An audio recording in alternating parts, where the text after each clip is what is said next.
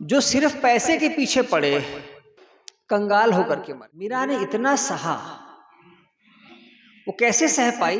पायो जी मैंने राम रतन धन पायो। कभी कभी पैसों में खोट भी उत्पन्न हो जाता है। गुरुजी ने कहा तू जिस चीज से डरता था वो मैंने कुएं में डाल दिया। तो वो अंधे आदमी के लिए वो लकड़ी संबल है, आधार है, वैसे ही सदगुरु का होना साधक को एक आधार देता है। पुस्तकों में उसने जो पढ़ा है कि गुरु कैसे होते हैं, गुरु जी बड़े दयालु होते हैं, गुरु जी बड़े करुणावान होते हैं। गुरु की जो महिमा वो सुनता है, पढ़ता है, जब वो किसी गुरु के साक्षात संपर्क में आता है तब उसको समझ में आता है कि हाँ ऐसे गुरु हैं। तो साधना का जो संबल है वो भक्ति है। किसकी भक्ति? मीरा ने श्री कृष्ण की भक्ति करके वो आधार पाया था। मीरा जब बहुत छोटी थी, मीरा राजस्थान में एक जगह है, छोटी सी जगह है, वहां की थी और एक बड़े राजपूत घराने में उसका विवाह हुआ और पति उसके जल्दी मर गए। शुरू से ही उसमें भक्ति भाव था, तो कृष्ण की भक्ति उसने की थी, कृष्ण की उपासना की थी।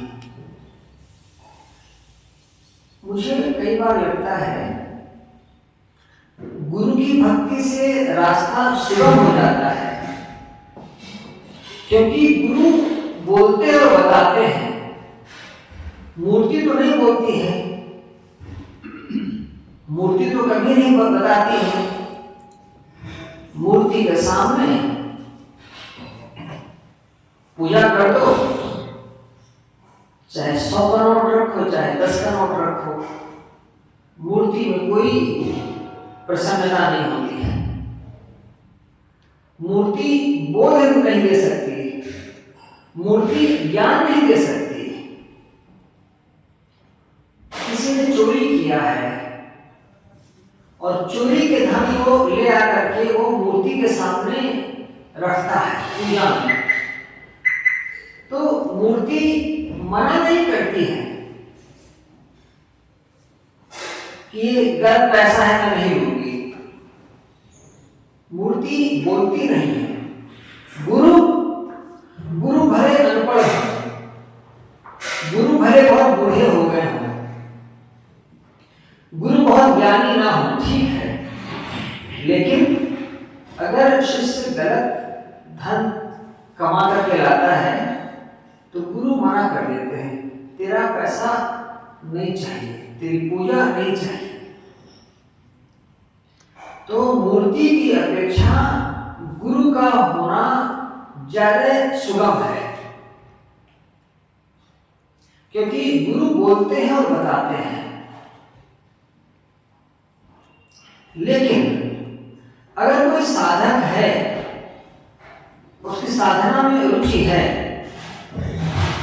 तो लगा रहे वो मूर्ति की उपासना करके भी लोग मुक्त हुए हैं,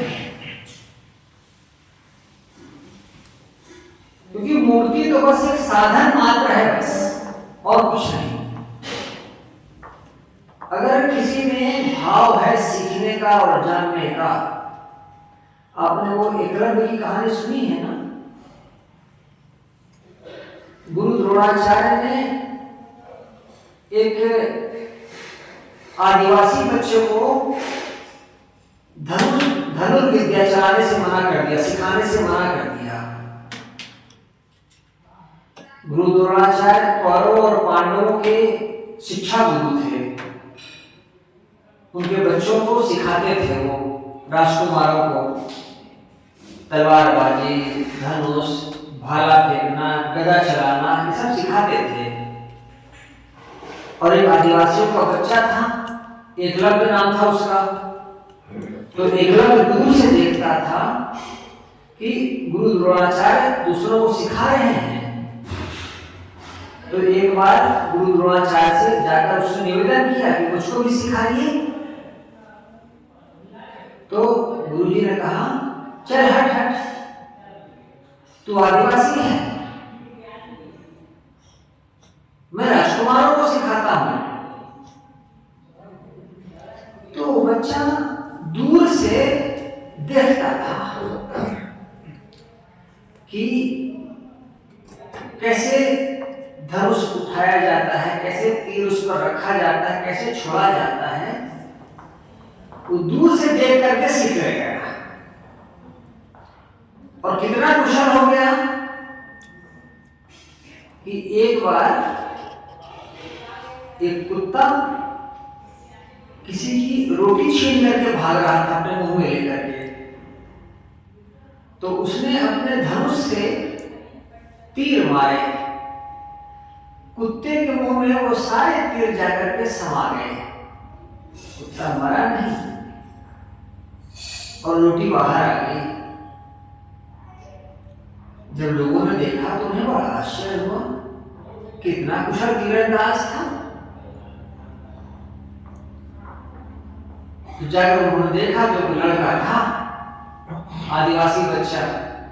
लोगों ने पूछा, तुम्हें किससे सीखा है धनुष बाण चलाना? उसने कहा, गुरु द्रोणाचार्य से। अब गुरु जी को तो पता ही नहीं था। दूर से अगर हमें लगन है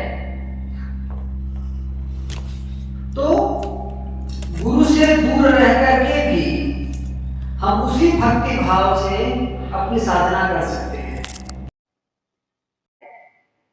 भाव है, सीखने और करने की लगन है, तो कुछ भी हमारे सामने बाधा नहीं बन सकता।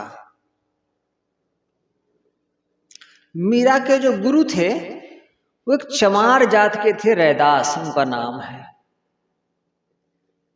कबीर साहब के मित्र थे रैदास, बनारस के संत थे। अब आप सोचिए कितनी, और उसके गुरु रैदास वो जाति के चमार हैं। दी मेरे सतगुरु कृपा करी अपनायो, गुरु ने कृपा करके मुझे अपना लिया और उन्होंने एक अमूल्य वस्तु दी, अमूल्य ज्ञान दिया, भक्ति का। मैंने शुरू में भी कहा, भक्ति हिम्मत देती है। मीरा ने इतना सहा, वो कैसे सह पाई? अपनी भक्ति के सहारे ही उन्होंने सहा।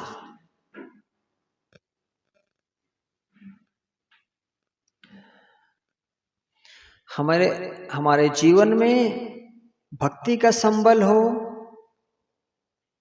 ज्ञान का आधार हो, तब जीवन में जो भी कठिनाइयां होती हैं वो कठिनाइयां नहीं जान पड़ती हैं। घटनाएं हैं, घटनाएं बस आई गई और खत्म हो गई। हम उनमें उलझते नहीं हैं। हम अपना काम करते हैं और समझते हैं कि दुनिया है बस ऐसे ही चलती रहती है।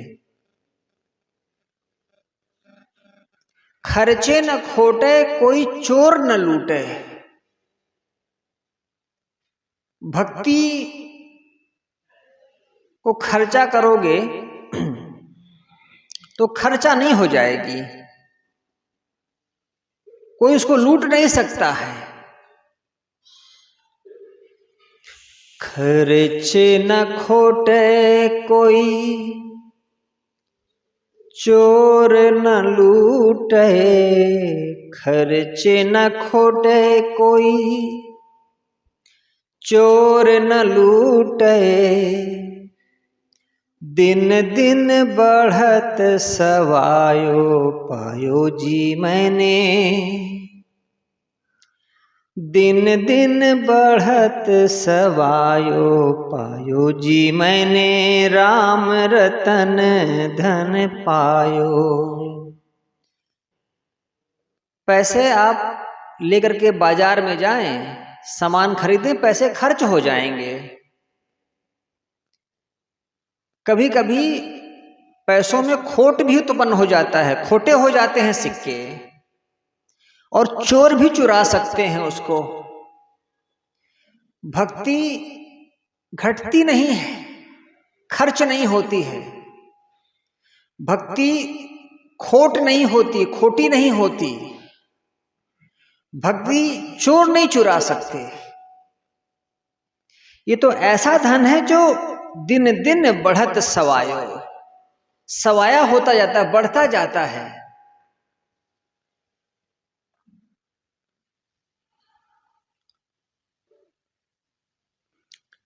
जैसे एक दिए से दूसरा दिया जलाया जाए, तीसरा दिया जलाया जाए, तो पहले दिए की रोशनी घटती नहीं है,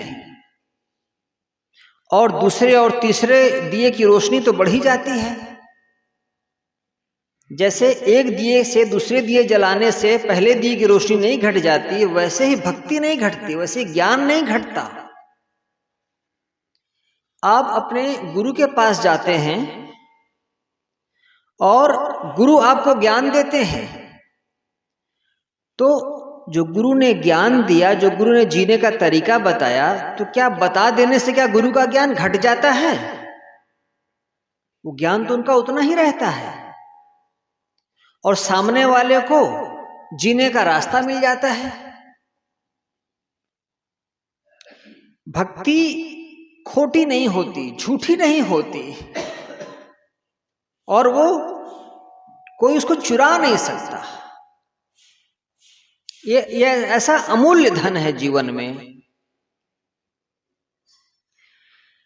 कोई आदमी है, उसकी जेब में 5,000 रुपए हैं, उसको रात में अकेले जाना है, तो डरेगा। अपनी ही गली से गुजरने में उसको भय होगा, क्योंकि उसकी जेब में 5,000 रुपए है ना, वो डर पैदा करता है। बाहर का धन कोई छीन सकता है आपका, इस बात का भय। गुरु और चेला एक राज दरबार से निकले और जंगल के रास्ते से अपनी कुटी की ओर चल पड़े। राजा गुरु के प्रवचन से बड़ा, उनकी वाणी से बड़ा लाभान्वित हुआ था, तो उसने सोने का सिक्का गुरु जी को चढ़ा दिया था। तो सोने का सिक्का गुरु ने शिष्य को दिया, और दोनों वो चल दिए।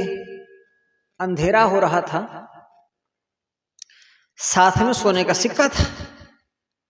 जाते रोज उसी जंगली रास्ते से थे, लेकिन तब उनकी झोली में कुछ रहता नहीं था। आज सोने का एक सिक्का था। तो शिष्य ने गुरु से कहा, गुरुजी थोड़ा सड़क सड़क चलते हैं। गुरु ने कहा, ऐसी कौन सी बात होगी, हम तो हमेशा इसी रास्ते से चलते हैं। ठीक है, जैसा तेरा मन। जंगल छोड़कर वो सही रास्ते से चलने लग गए। शिष्य ने कहा, गुरुजी थोड़ा कदम तेज चलिए, थोड़ा तेज बढ़ाइए, जल्दी पहुंचते हैं कुटी में। गुरु ने कहा, भाई रोज तो हम ऐसे ही चलते आते जाते हैं, तूने कभी नहीं कहा कि तेज चलिए, आज क्या हुआ? गुरुजी वो है ना, कोई मिल जाए रास्ते में छीन ले तो। आगे पहुंचे, एक कुआं था। गुरुजी ने कहा, अब थोड़ा यहीं पानी पेशाब कर लिया जाए, फिर आगे चलेंगे। थोड़ा रुके, शिष्य थोड़ा दूसरी तरफ गया। गुरुजी आए, उन्होंने झोली खोली और निकाल करके उसको कुएं में डाल दिया। शिष्य आया, शिष्य ने कहा गुरुजी चलिए चलते हैं। गुरुजी ने कहा तू जिस चीज से डरता था वो मैंने कुएं में डाल दिया। शिष्य कहता है अरे गुरुजी अब क्या जल्दी है, अब क्या जल्दी है कुटी पहुंचने के बाद, आराम से चलते हैं। जिस चीज के लिए डर था वो आपने समस्या हल कर दी, कुएं में ही फेंक दिया। अब अगर चोर आ जाए, अब कोई लूटने वाले आ जाए, अब क्या लूटेंगे हमारा, अब है ही क्या हमारे पास। हमारे पास जो बाहर की चीजें होती हैं ना, वो हमारे मन में डर पैदा करती हैं। हमारे गुरुजी कहा करते थे नंगा नाचे फाटे काओ, नंगा नाचे फाटे काओ।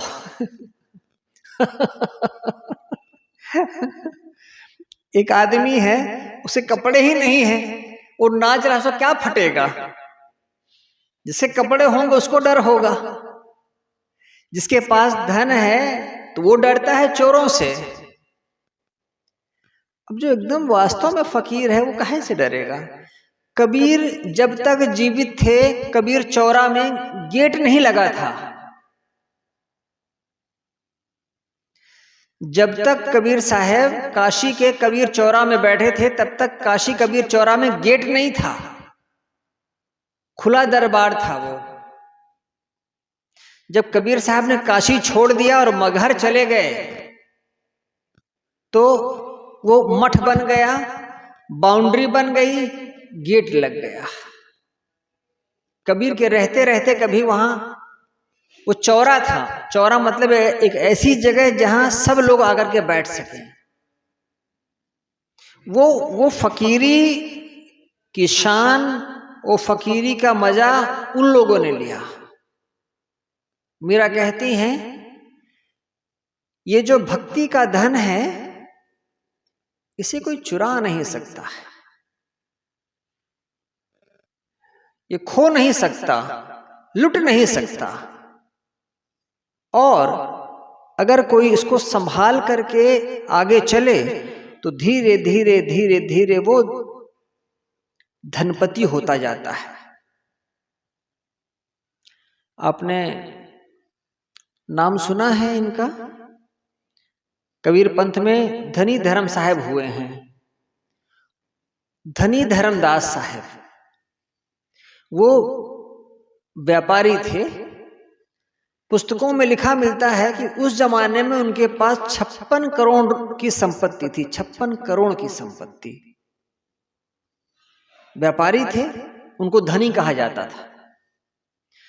एक बार यात्रा में वो कबीर साहब से मिले, बुढ़ापे में कबीर साहब बूढ़े हो गए थे और साहब के वचनों से धनी धर्मदास जी का मन बदल गया।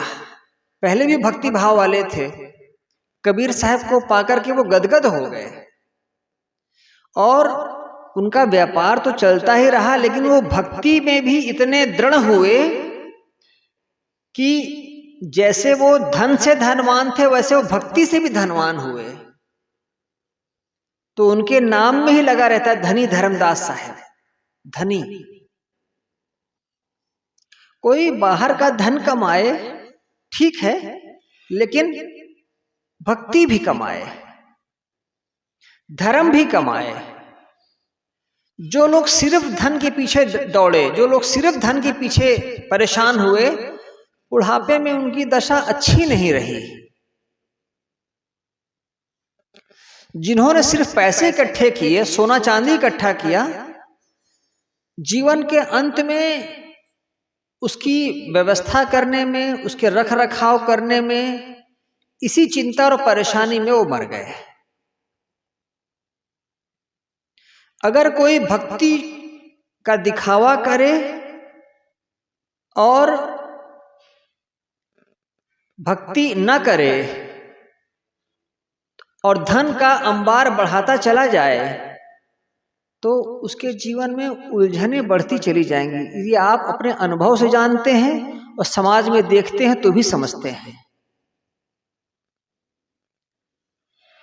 जो सिर्फ पैसे के पीछे पड़े वो एक दिन कंगाल होकर के मरे, परेशान होकर के मरे। वो चाहे साधु हो, नामधारी साधु हो, या कि समाज के लोग हों। और जिन्होंने भक्ति की कमाई की उनके पास कुछ नहीं था, लेकिन उनकी मौज, उनकी शांति, उनका ज्ञान, उनका बोध, उनके चित्त की स्थिरता, उनके जीवन की पवित्रता सब कुछ बनी रही।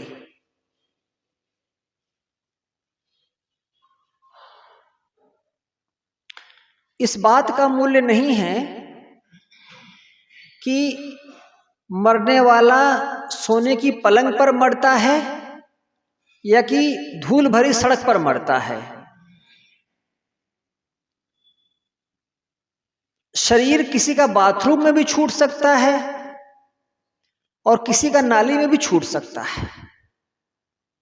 शरीर कहां छूटता है इसका मूल्य नहीं है, उसकी मानसिक स्थिति कैसी है, उसकी मानसिक दशा कैसी है, इस पर उसके जीवन की गति निर्भर करती है। शरीर है, नदी में स्नान करने गया, पैर फिसल गया, तैरना नहीं जानते, शरीर बह गया। क्या पता, ज्ञानी भी हो सकता है, ज्ञानी भी हो सकता है, तो शरीर तो बह जाएगा। उसकी जो मानसिक स्थिति है उस पर उसका जीवन का पूरा दारोमदार निर्भर करता है। आपका शरीर छूटे, हमारा शरीर छूटे, हमारे साथ 10 लोग हैं कि 20 लोग हैं, इसका मूल्य है कि हमारे मन की स्थिति कैसी है, इसका मूल्य है।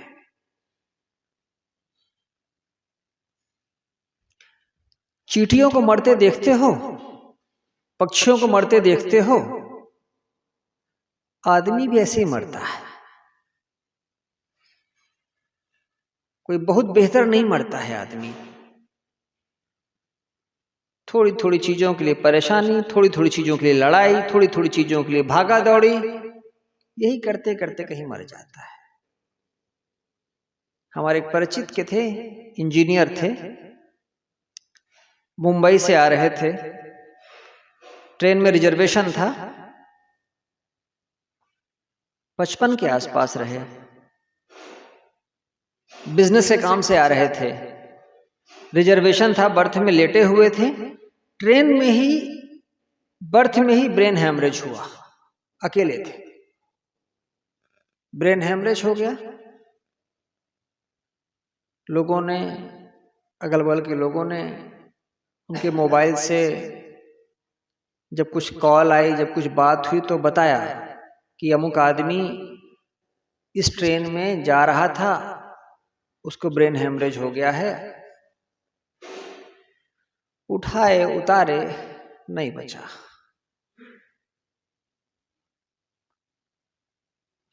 यात्रा बिजनेस के लिए निकला था, व्यापारी था, रास्ते में शरीर खत्म। जो लोग सिर्फ और सिर्फ धन के पीछे भागे, उनके जीवन से शांति, सुख और चैन ये सब विदा हो जाता है। इसीलिए जीवन में धन कमाओ, धन के साथ साथ धर्म कमाओ, ये जरूरी है।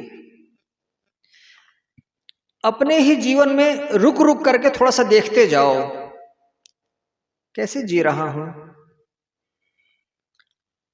पहले की अपेक्षा अब जीवन कैसा है, मानसिक स्थिति कैसी है।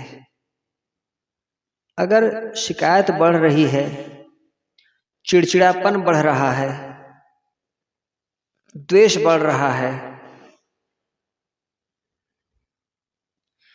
दूसरों का धन देख करके हमारे मन में जलन होती है, तो इसका मतलब है कि हम अपने जीवन में कूड़ा कबाड़ इकट्ठा कर रहे हैं। अपने मन से सकारात्मकता को बढ़ाओ, शांति को बढ़ाओ और कोशिश करो इसके लिए, तब वो जीवन जीवन है।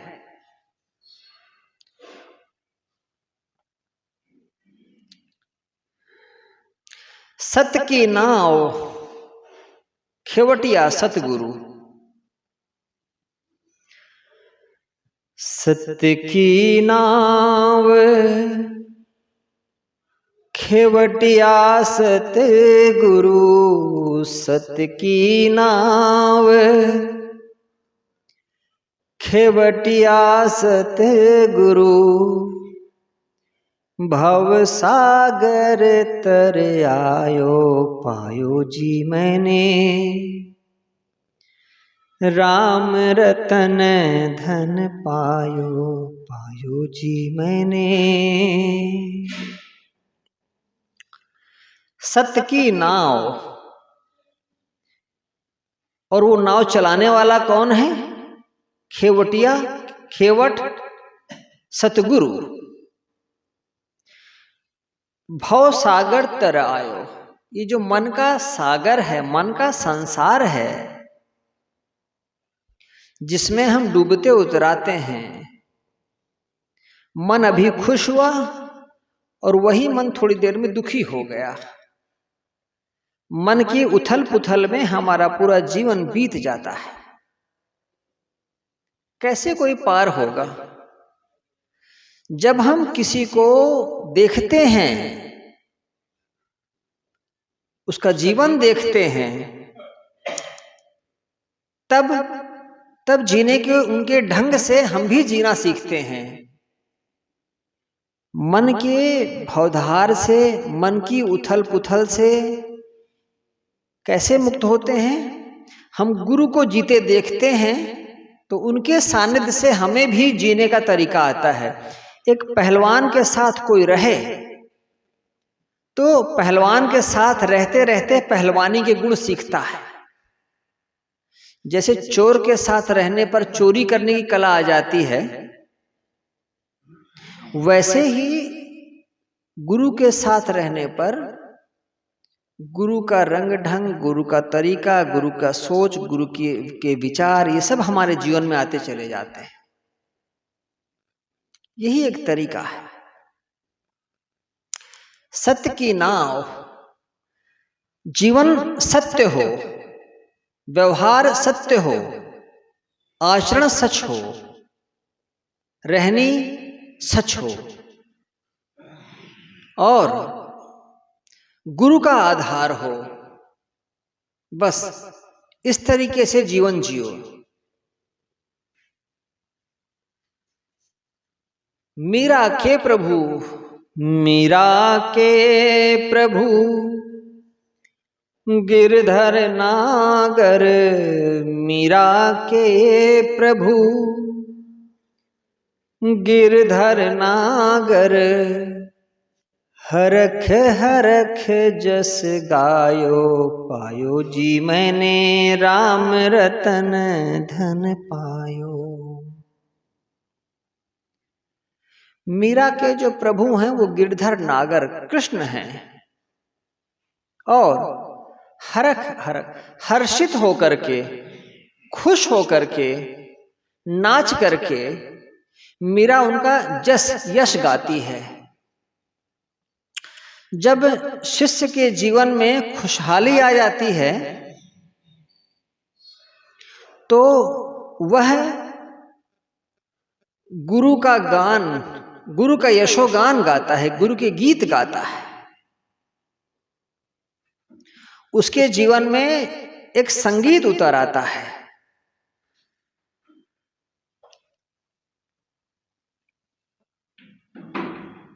वो चाहे मीरा हो या फिर कबीर हो, कोई भी हो,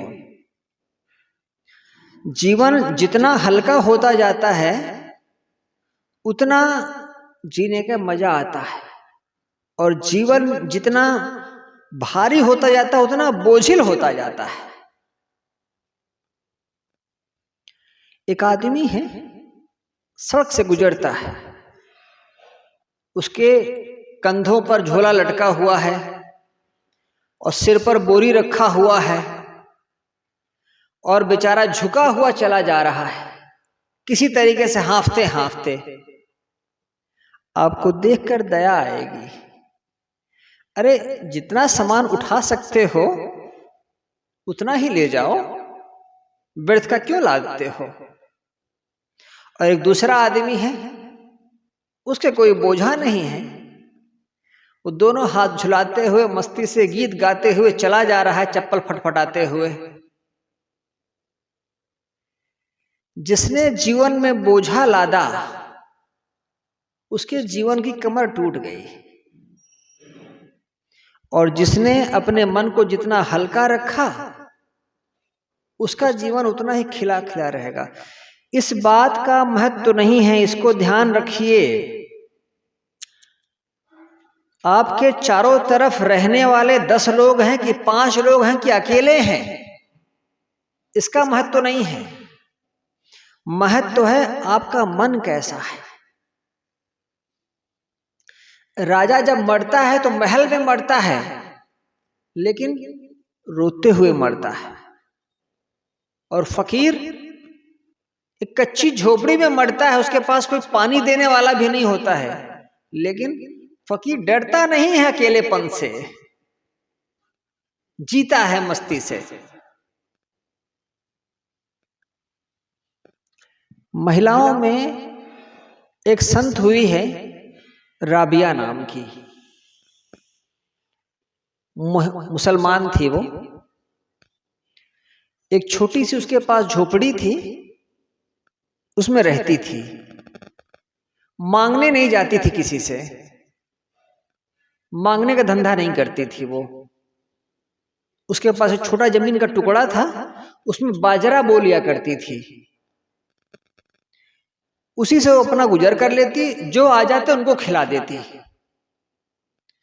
और 90 वर्षों तक जी वो। महिला थी, साधु फकीर तो पुरुष ही होते हैं, वो महिला थी। एक संत ने उसके बारे में लिखा, उसके पास जब हम जाते हैं तो हमारे मन में ये कहीं भाव नहीं होता है कि हम किसी महिला से मिल रहे हैं, ऐसा भाव होता है जैसे हम किसी गुरु के पास जा रहे हैं।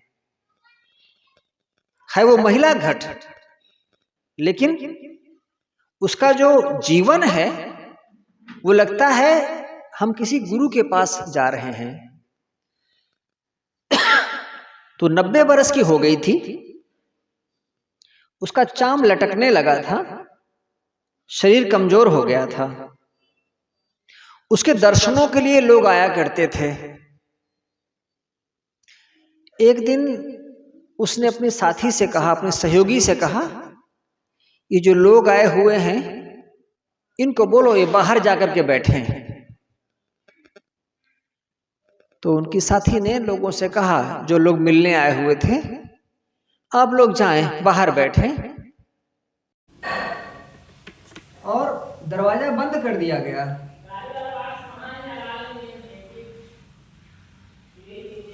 शाम हो गई, लोगों ने सोचा कि अब हम जाएं, चले जाएं।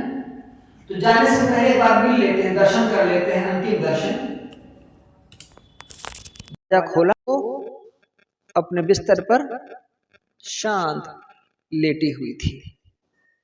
हिलाया, प्राण उसके उड़ चुके थे, शरीर छूट चुका था।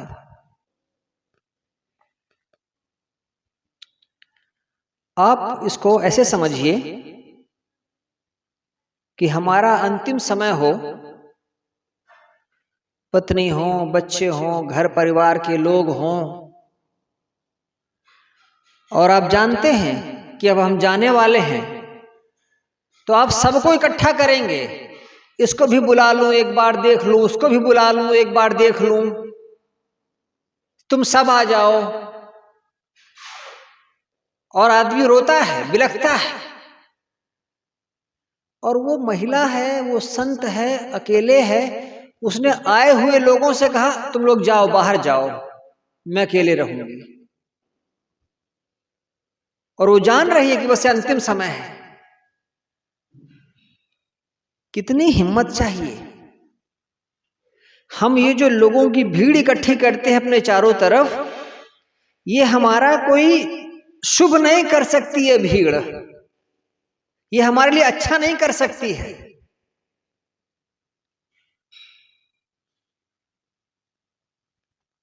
अपने अकेलेपन में विश्राम मानो।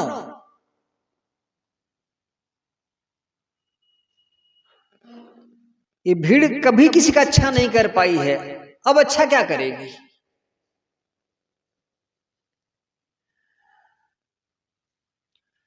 बाहर जो कुछ हम इकट्ठा करते हैं उसके नाते हम धनी नहीं होते हैं। हमारी मानसिक स्थिति कैसी है उसके नाते हम धनी होते हैं। अगर हमारे जीवन में चिंता है, फिक्र है, चिड़चिड़ाहट है, तो हम गरीब ही हैं। बैठे हैं हम यहां और सोच रहे हैं घर में पत्नी और बच्चों के बारे में, बिटिया का ब्याह कैसे होगा। अब वो 26 साल की हो गई है, बेटी के ब्याह की चिंता है, लड़के की नौकरी की चिंता है। जीवन यही सब करते करते बीता है और यही करते करते छूट जाएगा। क्या पाए हो, कंगले और भिखारी की तरह जाना। एक बात कहूं, थोड़ी कठोर हो सकती है, दुनिया एकदम नंगी है, कुछ नहीं है इसके पास।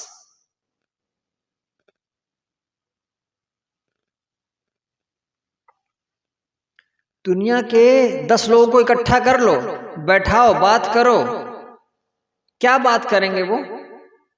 इसके घर में ये हो गया, उसके घर में वो हो गया, इसके यहां ये हो गया, उसके यहां वो हो गया, बस इसके अलावा और कोई बात नहीं है उनके पास। 10 भिखारियों को कोई इकट्ठा कर ले तो क्या धनपति हो जाएगा।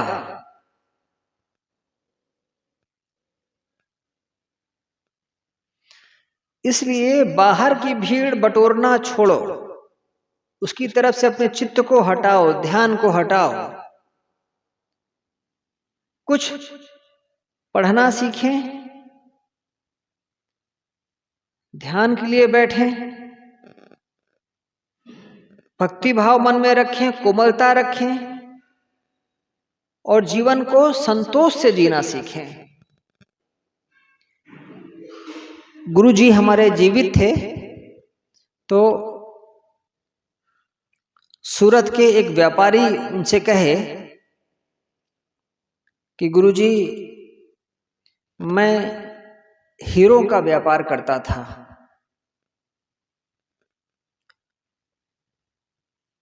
और मैंने अपने आप से कहा था कि जिस दिन मैं 50 की उम्र को पार कर जाऊंगा उस दिन मैं व्यापार छोड़ दूंगा। और फिर वैसा ही मैंने किया। 50 की उम्र आते आते मैंने अपने बच्चों को बता दिया, पत्नी को बता दिया कि देखो 50 साल तक मैं कमाऊंगा, खिलाऊंगा तुम लोगों को, उसके बाद तुम लोग अपनी व्यवस्था खुद करो। बच्चों को बता दिया, अपना व्यापार करो। इस तरीके से वो 50 की उम्र में मैंने छोड़ दिया और एकदम यंग लगते थे, जवान सरीखे दिखते थे, हल्के फुल्के शरीर के।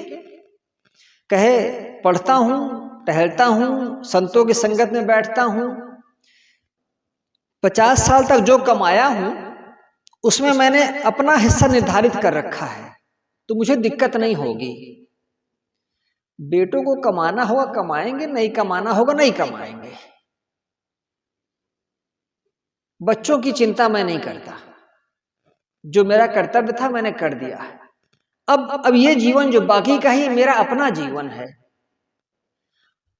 कब तक निभाओगे अपने घर का काम धाम? कोई 60 का हो जाए, 70 का हो जाए, 75 का हो जाए, बैल की तरह अभी भी लगा हुआ है, अभी भी छुटकारा नहीं है। ये जो भीड़ हम इकट्ठा कर लिए हैं, इस भीड़ से अपने को मुक्त करें, अकेलेपन से डरे नहीं। रीमा के गोटियां थे, द्वारका साहू के पिताजी 50 साल की उम्र तक उन्होंने अपने घर का कामकाज किया था। उसके बाद सारी जिम्मेदारी अपने बच्चे को दे दी थी, वही संभालते थे। उसके बाद वो 40 साल तक और जिंदा रहे, 40 साल तक। उनके बेटे कहते थे, छोड़ने के बाद पिताजी ने कभी नहीं पूछा कि कितना कमाए हो, कितना आया है, कुछ नहीं। छोड़ दिया तो छोड़ दिया और घर पर ही रहे। उनका शरीर छूटा, उनके घर जाना हुआ तो उनकी पत्नी बूढ़ी जीवित थी उस समय, गंगोत्री बाई। उन्होंने कहा, वो संत थे, अपने पति के लिए उसने कहा वो संत थे। मैंने कहा, इससे बड़ी प्रामाणिक बात और क्या हो सकती है। हम जहां जिन लोगों के बीच में रहें, प्रामाणिकता के साथ रहें, बस यही हमारी कमाई है, यही हमारे जीवन की कमाई है। मीराबाई के एक पद के आधार पर कुछ थोड़ी चर्चा, कुछ थोड़ा निवेदन किया गया। पूज्य श्री साहिब जी हम लोगों के बीच में उपस्थित हैं। आपसे करबद्ध निवेदन है कि आप अपने आशीर्वचनों से हम लोगों को लाभान्वित करें।